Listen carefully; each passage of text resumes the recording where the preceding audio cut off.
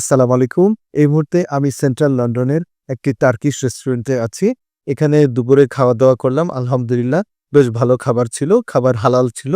যেহেতু তুরস্ক মুসলিম প্রধান দেশ, সেখানেকার খাবারের কালচার মুসলিম প্রধান এবং ভালো লাগলো খাবার খেয়ে। শুকুর আলহামদুলিল্লাহ। এই মুহূর্তে আমি একটি বিশেষ টপিকস নিয়ে আপনাদের সামনে উপস্থিত হয়েছি। সেটি হলো ইরোসিভ এন্ট্রাল গ্যাস্ট্রাইটিস কি, কেন হয় এবং এর প্রতিকার কি? ইরোসিভ এন্ট্রাল গ্যাস্ট্রাইটিস এটি একটি এন্ডোস্কোপিক ফাইন্ডিংস, অর্থাৎ এন্ডোস্কোপি করে আমরা যখন দেখতে পাই আমাদের পাকস্থলীর নিচের অংশে অ্যান্ট্রামে ইরোশন রয়েছে। ইরোশন মানে হলো ক্ষত, এবং যে ক্ষতগুলো চতুর্দিকে ছড়িয়ে ছিটে থাকে এই ধরনের ক্ষতকে তখন ইরোসিভ এন্ট্রাল গ্যাস্ট্রাইটিস বলে।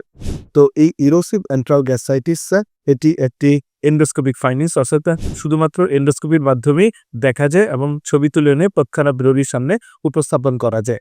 এই ইরোসিভ এন্ট্রাল গ্যাস্ট্রাইটিস সাধারণত হয়ে থাকে যারা গরম খাবার খান, যারা বিভিন্ন প্রকারের ওষুধ গ্রহণ করেন একই সাথে, যেমন কারো এই ধরনের ব্যথানাশক ওষুধ, উচ্চ রক্তচাপের ওষুধ, ডায়াবেটিসের ওষুধ যদি খালি পেটে গ্রহণ করেন তাহলে এই ধরনের অবস্থা হতে পারে। অনেক সময় দেখা যায় গ্যাস্ট্রিকের ওষুধ ছাড়াই, অর্থাৎ প্রোটন পাম্প ইনহিবিটরের কাভারেজ ছাড়াই অনেকে ব্যথানাশক ওষুধ গ্রহণ করেন, বিশেষ করে ডাইক্লোফেনাক,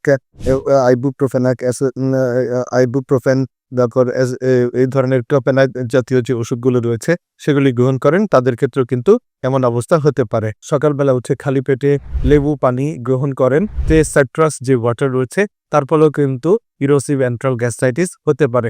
গরম খাবার গ্রহণ করেন, যে গরম খিচুড়ি বা গরম যে খাবারগুলো রয়েছে, বিশেষ করে তরল খাবারগুলো গ্রহণ করার ফলেও কিন্তু, গরম চা, গরম কফি ফলেও কিন্তু ইরোসিভ এন্ট্রাল গ্যাস্ট্রাইটিস হতে পারে।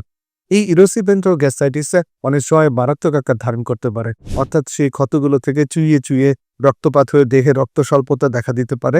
তো এই অবস্থাটি কিন্তু আসলে তখন খুব অ্যালার্মিং, অর্থাৎ সংশয়কর একটি অবস্থা তৈরি হয়। তো ইরোসিভ এন্ট্রাল গ্যাস্ট্রাইটিস যদি কারো হয়ে থাকে, সেক্ষেত্রে আমরা যেটি করি সেটি হলো অন্তত 2 সপ্তাহের জন্য আমরা সুক্রালফেট জাতীয় ওষুধ দিয়ে থাকি, এবং প্রোটন পাম্প ইনহিবিটর এবং ডমপেরিডন জাতীয় ওষুধ আমরা খেতে বলে থাকি। সেক্ষেত্রে ভালো ফলাফল পাওয়া যায়। যদি কারো ব্যথা থাকে সেক্ষেত্রে সাথে কিছু ব্যথানাশক ওষুধ, বিশেষ করে ডিসোরানজেন জাতীয় ওষুধ আমরা দিয়ে থাকি।